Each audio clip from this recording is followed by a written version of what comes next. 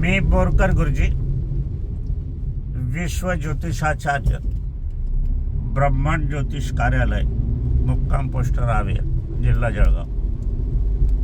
23 जुलै 2026 रावेर ते शिरपूर या मार्गावर आपण हा व्हिडिओ करत आहोत. आज गुरुवार पहाटेचे 8:50 झालेले आहेत. व्हिडिओचा विषय ज्योतिषशास्त्र संबंधित आहे, महत्त्वाचा आहे. मार्गदर्शन करण्यापूर्वी माझी पत्नी स्वर्गीय सौ निर्मलाबाई बोरकर यांना अभिवादन करूया आणि आजच्या कार्याला सुरुवात करूया. वर्तमान स्थितीमध्ये आपण बघायला गेले तर पूर्वीच्या विवाह पद्धतीत आणि आताच्या विवाह पद्धतीत फार मोठा फरक झालेला आहे. पूर्वी बालविवाहाला मान्यता होती, आता आज बालविवाहाला मान्यता नाही आहे.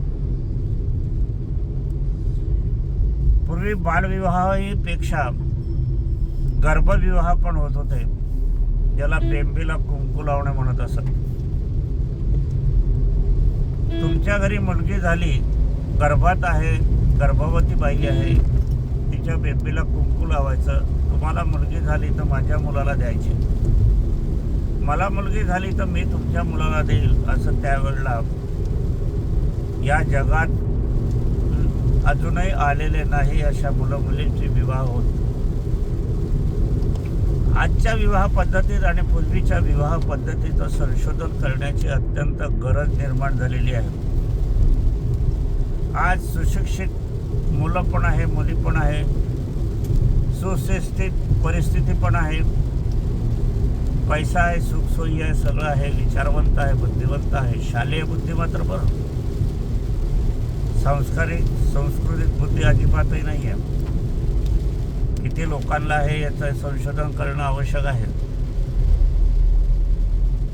असं असताना आज कोर्ट कचेरीत सर्वाधिक खटले जर कशाचे असतील तर ते फारकतीचे, घटस्फोटाचेच आहेत. त्यातल्या त्यात हिंदू संस्कृतीचे सर्वाधिक आहे, हे पण लक्षात घ्यायला हवं. कुठे आपण सुशिक्षित झालो, कुठे आपल्याला बुद्धी आहे.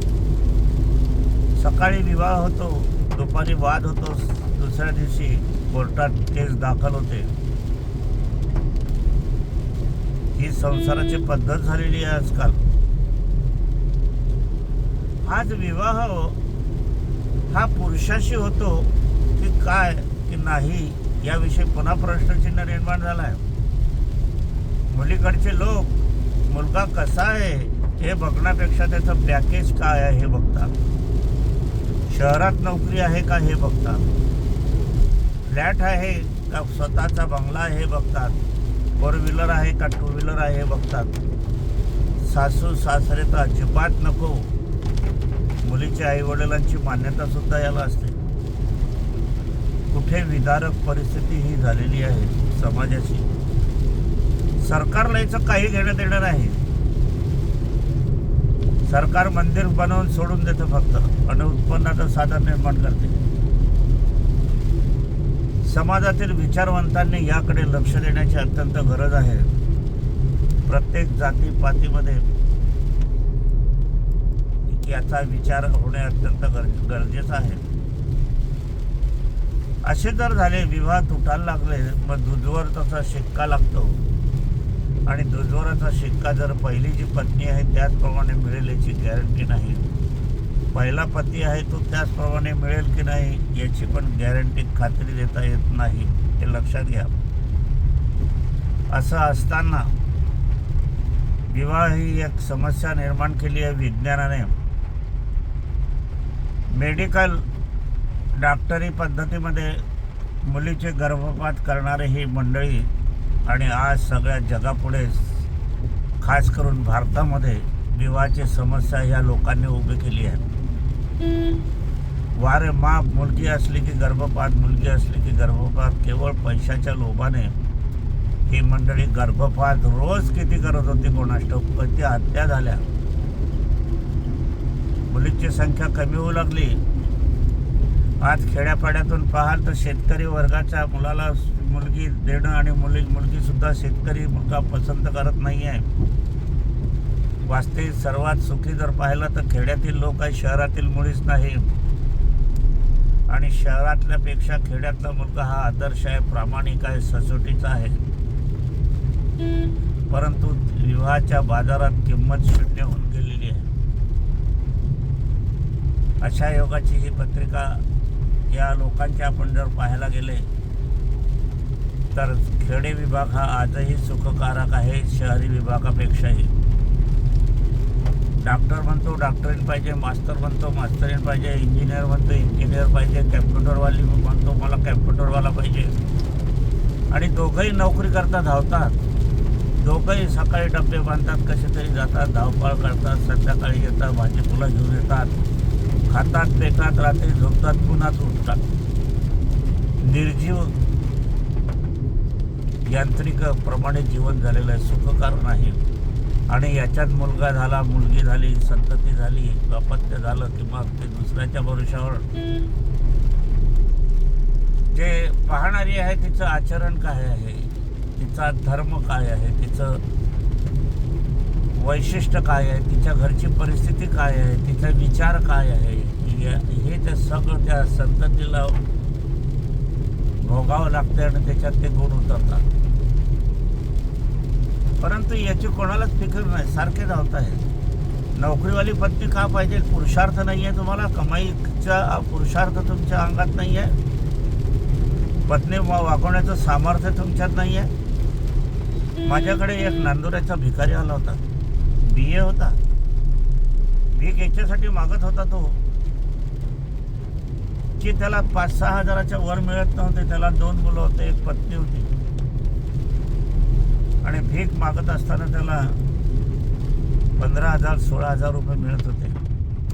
दोघंही मुलं खाजगी शाळेत होते. पत्नी घरी काम करत होती. पत्नीला त्याने भीक मागायला लावलं नाही भिकारी असताना सुद्धा. इथे पैसे कमवणारा पती असताना सुद्धा तो नोकरीवाली पत्नी पाहतो, पॅकेजवाली पत्नी पाहतो, पॅकेजवाला मुलगा ती पाहिजे. आणि एवढे असं दोघंही कमाई करत असताना मात्र सासू सासरे नको, किती विदारक आहे. त्याला शंडपणा म्हणावा की काय, त्याला शब्द दुसरा आपण खेड्यातील वापरला तरी चालेल, त्यापेक्षाही कमी दर्जाचा शब्द शोधावा लागेल.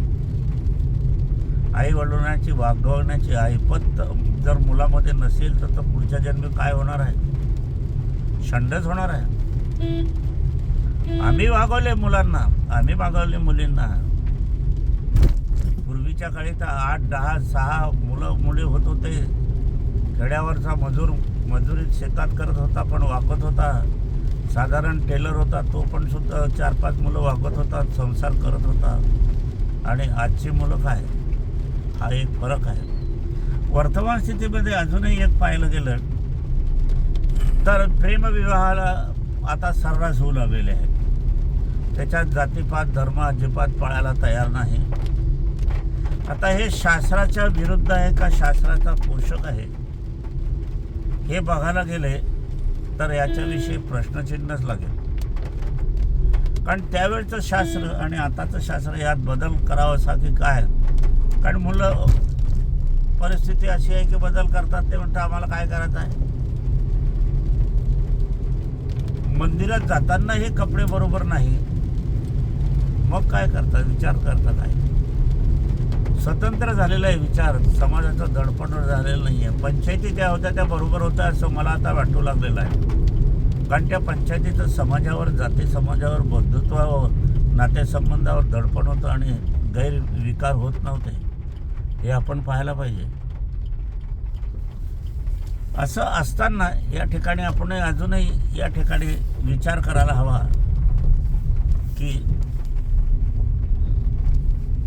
कसं काय पुढच्या पिढीचं होणार हे बघायला हवं. पुढच्या पिढीचं कसं होईल हे बघत असताना आपल्याला वेगळे जाती संबंधाची जुळवणूक विवाहाच्या निमित्तानं आणि त्याच्यातून होणारी संतती हिला संस्कृतीत भाषेत संकरित संतती म्हटली जाते. आता हे संकरित संतती म्हटली जात असताना जी जाती बांधवामध्ये झालेला विवाह, त्यांच्यापासून होणारी संतती, प्रेमविवाह परंतु वेगवेगळ्या जातीतून निर्माण झालेली संतती, याच्यामध्ये संस्कृतीत भेदाभेद सांगितलेला आहे. कारण की गोत्र पाहिले जाते, नाडी पाहिलेली जाते, योनी पाहिलेली जाते, राशी पाहिलेली जाते आणि प्रत्येकाची कुंडली पाहिली जाऊन मग विवाह होतो. तो शास्त्रसंमत विवाह असतो. प्रेमविवाहामध्ये कितपत कुंडल्या पाहतात, विवाह होतो, ही एक शंका आहे. कारण बहुतेक प्रेमविवाह कशाला पाहायला पाहिजे म्हणून बघतच नाही, हे पण तितकंच खरं आहे. आता हे संकरित जे आहे हे श्राद्ध करण्याला मान्यता याची नाही आहे. हे श्राद्धाला चालत नाही, याचे आईवडीलही चालत नाही आणि याची होणारी संतती पण चालत नाही. आता याच्या विचार फार जो करेल त्याला आहे. आणि वर्तमान स्थितीमध्ये दुःख पाळण्याची इच्छा पण संततीला नाही आहे. आईवडिलांच्या संपत्ती पाहिजे, सुतक पाळण्याची इच्छा नाही. 3 दिवसातच हाडगिडं गोळा केली, अस्थी गोळा केल्या, वाहून दिल्या की संपलं. कार्य सुरू झालं, दुकानदारी सुरू झाली, नोकरीवर चालायला लागले, कामधंदा सुरू करायला लागले. ज्यांनी हयात संपूर्ण खलास केली, हयात तुमच्यासाठी केली, वरती एक पैसाही त्याने सोबत नेलेला नाही, अशा यांना 16 दिवससुद्धा देता येत नाही संततीला. अशा याच्यामध्ये मग पहिला प्रश्न पडतो पुढचा, की पुढे कशाप्रमाणे निर्माण होणार आहे. हे बघत असताना आपल्याला या ठिकाणी बघायला हवं की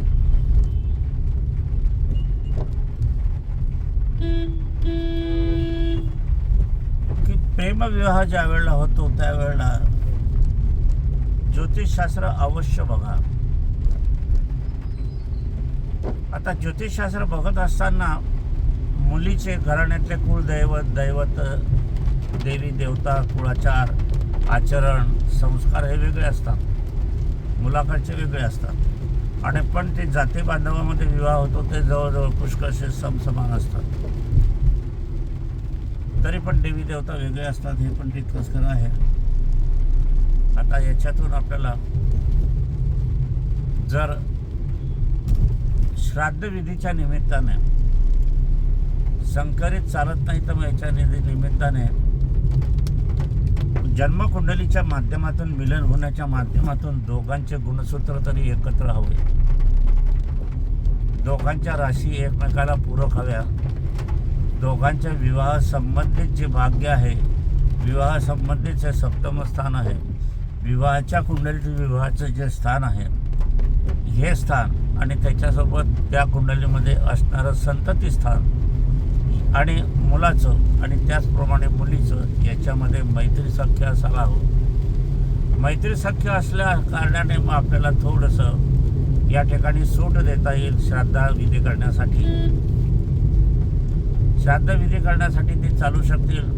ज्या मुलामुलींनी विवाह केला ते चालू शकतील, ज्यांना संतती झालेली आहे, अपत्य प्राप्त झाली आहे, ते पण श्राद्धाला हजर राहू शकतील, क्रियाकर्मांतराला हजर राहू शकतील.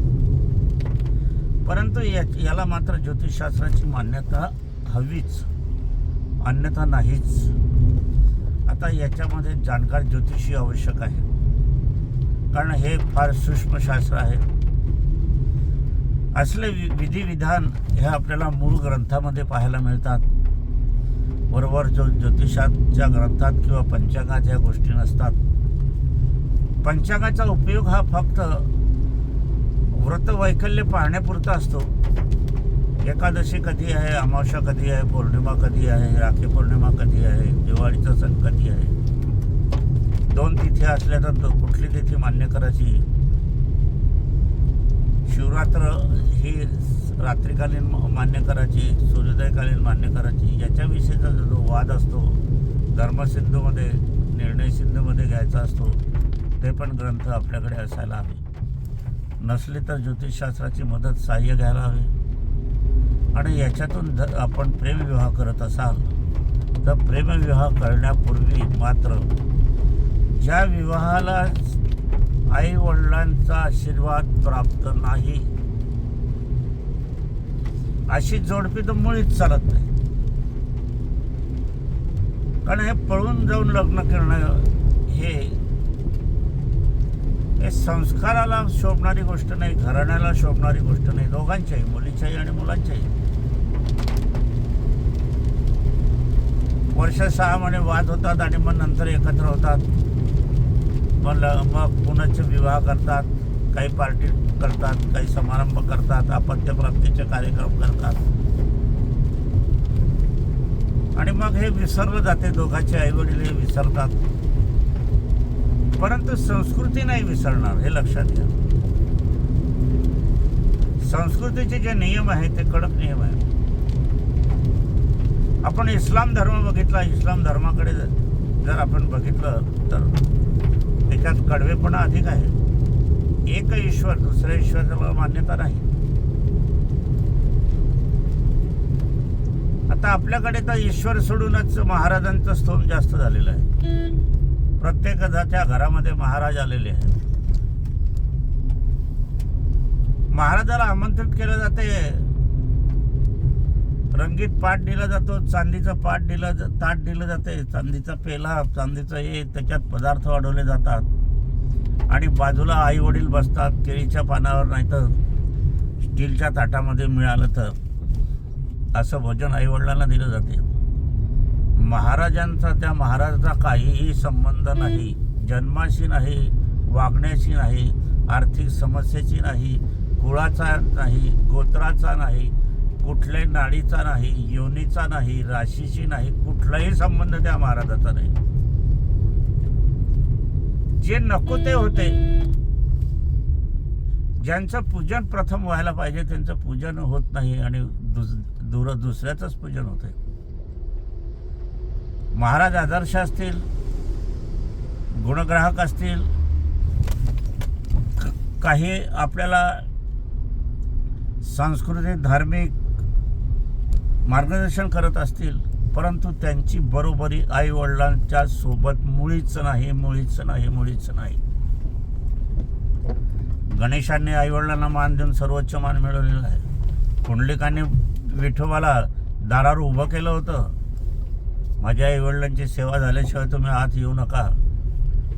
हा आदर्श, ही परंपरा आपली असताना आज आता मात्र उलटी चक्र फिरायला लागलेली आहे. सकाळी 5 वाजेपासून 6 वाजेपासून एका ठिकाणी जमणं, तिथे करणं, घरी सासू सासरे आहे, त्यांचं चहा पाणी, त्यांना नाश्ता पाणी, त्यांना फराळ पाणी, त्यांना आंघोळीला पाणी देणं, हे राहून जाऊन तिकडे भक्ती मार्गाकडे. हा कोणता भक्ती मार्ग आहे? अशा विचित्र प्रथेमध्ये पण ज्या वेळेला हा संबंध प्रत्येकाशी जसा जन्माचा असतो तसा मृत्यूचा पण असतो, आणि मृत्यू हे अंतिम क्रियाकर्मांतर असते, हे लक्षात घ्या. त्याच्यानंतर त्याच्याविषयी क्रियाकर्मांतर म्हणजे श्राद्ध. ते निरंतर केलं पाहिजे, दर महिन्याला केलं पाहिजे, वार्षिक केलं पाहिजे. पण कितीच्या घरात दर महिन्यात होते, वार्षिक होते? पित्तरपाटा भाद्रपद महिन्यामध्ये जो असतो, महालयामध्ये तेवढं करतात. अक्षय तृतीयाला केलं जाते, बाकी काही नाही. ते पण काही घरात होत नाही. तर या मार्तिक क्रियाकर्मांतराला श्राद्धविधीसाठी, सुतक पाळण्यासाठी आणि हेच सत्य क्रियाकर्मांतर असण्यासाठी आपल्याला प्रेमविवाह जरी तुम्ही करत असलात तर तो ह्या पद्धतीने तुम्हाला मान्यता मिळेल. या पद्धतीने कुंडली मिलन करून विवाह करा, असं माझं सांगणं आहे या मार्गदर्शन व्हिडिओच्या माध्यमातून. हा विषय प्रमुख आहे. हा तर याच्यामध्ये काय बघायला पाहिजे तर गुणसूत्र बघायला पाहिजे, जे अवकाळा चक्रामध्ये असतात. नक्षत्र बघायला पाहिजे, नक्षत्राचे चरण स्वामी बघायला पाहिजे, योनी बघायला पाहिजे, नाडी बघायला पाहिजे, तत्व, अंधतत्व, सुलोचन तत्व हे आपल्याला बघायला पाहिजे. आणि हे बघत असताना संज्ञासुद्धा बघायला पाहिजे. त्या दिवशी योग कुठले होते, करण कुठले होते, वार कुठला होता, त्या दिवशी सणवार कोणते होते, आणि त्यानंतर विवाहाच्या कुंडलीत, जन्मकुंडलीत नव्हे, जन्मकुंडली ही विवाहाला चालत नाही. विवाहाची कुंडली वेगळी असते. विवाहाच्या कुंडलीवरून विवाहाचं मार्गदर्शन होत असते. आणि मग हे विवाहाचं मार्गदर्शन होत असताना, आपल्याला मिळत असताना, याच्यातून आपल्याला ह्या गोष्टीचा उलगडा होतो की गोष्ट कोणती चालायला पाहिजे, कोणती नाही चालायला पाहिजे. हे जमलं की मग हे अशी मंडळी, मग ते जावई असो, मुलगी असो, त्यांच्यापासून होणारे नातू पंतू जे काही होत असतील पुढे, ते ह्या श्राद्धविधीसाठी मान्य करून घ्यावे लागतील. कारण काळ बदलला आहे, परिस्थिती बदलली आहे. विवाहाच्या समस्या वाढीत चाललेल्या आहे. लग्न होईल की नाही, आणि झालं तर टिकेल की नाही, हे पण सुद्धा चिंतेचा विषय, समस्याग्रस्तांचा विषय होऊ पाहत आहे. म्हणून ह्या दृष्टिकोनातून अधिकाधिक शास्त्राला जवळीक, शास्त्राप्रमाणे नाही, ह्या गोष्टी शास्त्राप्रमाणे होणारच नाही, शास्त्राच्या जवळीक या गोष्टी आपल्याला चालून घ्याव्या लागतील. आणि चालून घ्यायलाही पाहिजे, कारण त्याला इलाज नाही, विवाह करणं गरजेचं आहे. म्हणून विवाहाच्या कुंडलीच्या माध्यमातून दोघांच्या इच्छित वर, इच्छित वधू, सूक्ष्मादी सूक्ष्म यांचे गुणसूत्र तर जुळाले पाहिजे. पण यांना होणारी संतती जी पंचम स्थानात मांडली जाते, द्वितीय स्थानामध्ये दुसरी संतती मांडली जाते, ज्याला सप्तम स्थान म्हटलं जाते, त्याला नवम स्थानामध्ये तिसरी संतती म्हटली जाते, एकादश स्थानामध्ये चौथी संतती मग बसली पाहिजे. आता तुम्ही म्हणाला 4 संतती कोण करते, पण नाही, एखादा अपत्य वारते, मयत होते, मृत्यू होतो, गर्भपात होतो, म्हणून ते स्थान धरून आपल्याला दुसरं स्थान बघावं लागते. पहिल्या स्थानावरून पहिलीच संतती आपल्याला निदान करता येते, मार्गदर्शन होते, त्याच्यातून दुसऱ्या संततीचं मार्गदर्शन होत नाही. त्याचा विभाग वेगळा आहे, त्याचं स्थान वेगळं आहे. हे जाणकार ज्योतिषालाच कळते, इतरांना नाही. म्हणून आपल्याला जाणकारी ज्योतिषाचीच गरज असते. जन्माक्षर, जन्मदिनांक आणि कॅम्प्युटरच्या कुंडल्या हे असत्य असतात. कॅम्प्युटरमध्ये जी व्यक्ती भरेल माहिती, तीच व्यक्ती बाहेर येणार आहे. लता मंगेशकरचं गाणं त्याच्यात टाकलं तर लता मंगेशकरचंच मिळेल, मोहम्मद रफीचं मिळणार नाही. त्याचप्रमाणे ते आहे. कॅम्प्युटर म्हणजे सत्य नाही. त्याला विवाहाचा अनुभव नाही, त्याला जन्माचा अनुभव नाही, त्याला आरोग्याचा अनुभव नाही, त्याला संततीचा अनुभव नाही. ते एक डब्बा आहे. ज्वारीचं दळण टाकलं की ज्वारीचं पीठ मिळेल, गव्हाचं दळण टाकलं की गव्हाचं पीठ मिळेल, त्याप्रमाणे ते डब्बा आहे, त्याला काही नाही. ज्योतिषशास्त्राला त्याची मान्यता नाही. पारंपरिक ज्योतिषशास्त्र जे आहे आपल्याला त्या ग्रहगोलनाच्या अनुषंगानेच आपल्याला ऋषीमुनींचं, देवादिकांचं जे आहे तेच बघायला. कॅम्प्युटरच्या कुंडल्यातून गुणमिलन करणं अगदी हे असत्य आहे. गुणमिलन हे शास्त्राला मान्य नाही, हे पुन्हा सांगतो. तुम्हाला विवाह करायचा असेल, टिकवायचा असेल, अतिथ्य सत्यतेकडे जायचं असेल तर कुंडली मिलन करून, परंतु कुंडलीसाठी, मिलनासाठी कुंडली हवी. कुंडली ही प्रत्येकाने करायला हवी. आई वडील स्वर्गवासी झाले, सासू सासरे स्वर्गवासी झाले, तरी त्यांच्या कुंडल्या तयार करून घ्या. कारण आपल्याला दोष जो आला आहे तो दोष कोणातून आलेला आहे हे बघायला हवं. विज्ञान असत्य आहे, विज्ञान आताचं आहे, बाळ आहे, बाळ कडू आहे. ते विज्ञान आणि शास्त्र वेगळं आहे. ज्योतिष हे शास्त्र आहे, विज्ञान मुळीच नाही. काल पेनिसिलिन चालत होतं, आज पेनिसिलिन चालत नाही. डॉक्टर इलाज करतात आणि शेवटी सांगतात घरी जाऊन सेवा करा. म्हणजे अपूर्ण विज्ञान आहे, तिथे संपते विज्ञान. अशी समस्या नाही की ज्याला ज्योतिषशास्त्राचं उत्तर नाही. ज्योतिषशास्त्र महान आहे. जे काही मंडळीला अंध म्हणत असतील ते स्वतः अंध आहे. अनेक जण आहे पुरुष मंडळी की ते ज्योतिषशास्त्र मानत नाही असं अगदी उघडपणे सांगतात. आणि आमच्याकडे मात्र मागच्या दाराने त्यांची सौभाग्यवती येते. साहेबांची पत्रिका पहा, सरांची पत्रिका पहा, डॉक्टरांची पत्रिका पहा, व्यापाऱ्यांची पत्रिका पहा. त्यांची मान्यताच असते म्हणूनच बाई घराबाहेर पडते ना, का बिगर विचारानं घराबाहेर पडते. असे लपाछपीचं शास्त्र करून शर्मेची गोष्ट नाही आहे. मी ज्योतिषाकडे जातो आहे, बोरकर गुरुजींकडे जातो आहे असं अभिमानाने सांगायला जावे. आता उलट आहे, मी हॉटेलमध्ये जातो हे सांगतात लोक, हॉटेलमध्ये वाढदिवस करतो हे सांगतात, हनीमून काश्मीरमध्ये करतात हे सांगतात. आणि जे सांगायला पाहिजे ते लपवतात. इथे श्रद्धाहीनता तुमची दिसून येते. विवाह, प्रेमविवाह असला एखाद्या कंपनीमध्ये आहे, ओळख होते, परिचय होते, स्टाफवर ओळख परिचय होते, काही मदत सहकार्य इकडे तिकडे होते, काही शिक्षणाच्या दृष्टिकोनातून होते, ओळखी पाळखी होतात. तरी पण या ओळखी पाळखी तात्कालिक असतात. त्या गुणसूत्रता ज्योतिषशास्त्रात मान्यता मिळते की नाही बघून बघायला. हे तुम्ही केलेले विवाह जो आहे, तुम्ही तुमच्या मर्जीने, तुमच्या अनुभवाने तुमच्या हे केले, तर मग घटस्फोटाची संख्या प्रेमविवाह जास्त का आहे? तुम्ही एकमेकाला समजून विवाह केला ना, मग वाद कशाला होतात? मग वाद तुम्हाला तुमचे सोडवता काय येत नाही? आईवडिलांकडे जातात, कोर्टात जातात, कशा करता जातात? तुम्हाला विवाहाचा अनुभव नाही, आईवडिलांना विवाहाचा अनुभव आहे, संसाराचा अनुभव आहे, आणि आईवडिलाशिवाय सत्य कोणी सांगणारं नाही.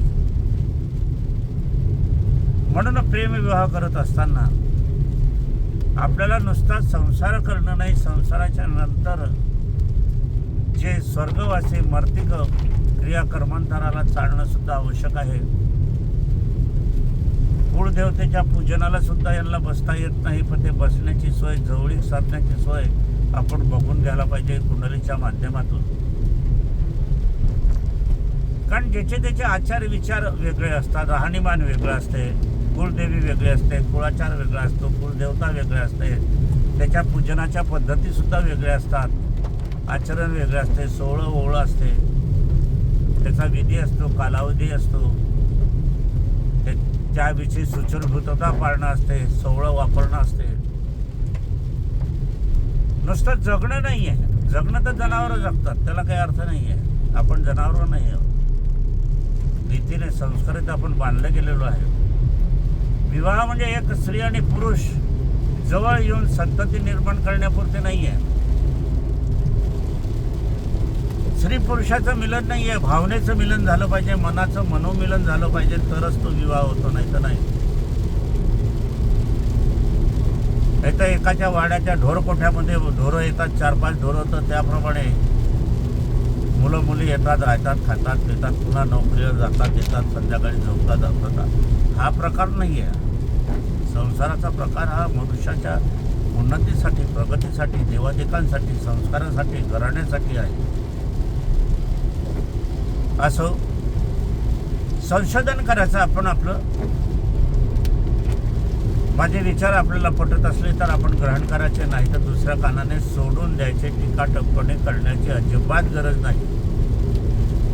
2 कान याच्यानंच दिलेले आहेत निसर्गाने. विचार पटले आनंद आहे, नाही पटले तरी मला समाधान आहे.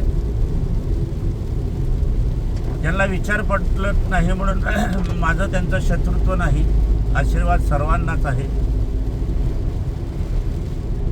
ज्यांना माझे विचार आवडते असतील त्यांनी हे व्हिडिओ शेअर करावे, इतरांना सांगावे. प्रत्यक्ष भेट घ्यायची असेल तर मोबाईल करावा. यंत्रसिद्धीचं वाटप सुरू झालं आहे, त्यांनी मागणी करून घ्यावी. आणि व्हॉट्सअपद्वारे पण मार्गदर्शन सुरू झालेलं आहे. प्रत्यक्ष माझ्या भेटीला याल तर आपल्याला उपासनेला जे काही साहित्य लागेल, थोडंफार साहित्य आम्ही ते विनामूल्य देतो. त्याच्यापासून कुठली दक्षिणा किंमत वसूल करत नाही. यंत्रसिद्धी पण आम्ही विनामूल्य देत असतो, त्याची पण दक्षिणा स्वीकारत नाही, देणगी घेत नाही. हे जनसेवेचं काम आहे. माझी पत्नी स्वर्गीय सौ निर्मलाबाई बोरकर यांचं हे कार्य असल्याकारणाने त्यांच्या स्मृतिप्रीत्यर्थ आम्ही हे सर्व कार्य विनामूल्य करीत असतो. प्रत्यक्ष भेट आपण घेऊ शकतात. पण मोबाईल करून, कारण दौरे असतात. आता हा दौरा आपण बघित आहे तर रावेर ते शिरपूरच्या मार्गावर हा दौरा होत आहे. कार्यालयीन कामकाज वाढत चालल्यामुळे थोडंसं व्हिडिओ मार्गदर्शन कमी होत आहे. 1 दिवसाआड, 2 दिवसाआड, 8 दिवसाआड होत आहे, नाही तर रोज होत होतं. त्याच्यात लेखन सुरू झालेलं आहे. वर्तमानपत्र दैनिक देशदूत, जळगाव, धुळे, नगर, साईमत जळगाव, तरुण भारत जळगाव अशा विविध वर्तमानपत्रातून दैनिक रोजचं भविष्य. साईमतमध्ये प्रश्नाची, समस्यांचं उत्तर सदर सुरू झालेलं आहे, त्याचाही लाभ आपण घ्यावा. मी इतर अनेक वर्तमानपत्रांना सहाय्य देत आहे, परंतु वर्तमानपत्राकडून होकार काही येत नाही, कारण तिथेही आर्थिक व्यवहार आहे. लोकांच्या समस्येचं समाधान करणं मी विनामूल्य करत असतो. वर्तमानपत्राच्या माध्यमातून देशदूतमधून 2003 ते 2020 पावतर मी विनामूल्य केलेलं आहे.